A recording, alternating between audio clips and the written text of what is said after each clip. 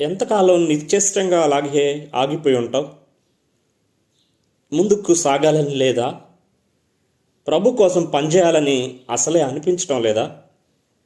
నిన్ను ఆపేసింది ఎవరు?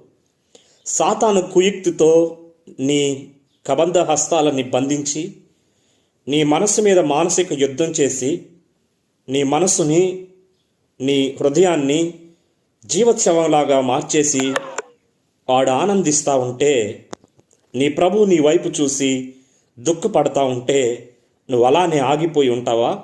నేస్తమా, ఈరోజే నీ హృదయంలో స్థిరమైన బలమైన విశ్వాసానికి కారణమైన ప్రభువుని తలంచుకొని ఆ ప్రభు ఇచ్చే ప్రోత్సాహంతో నిలబడు.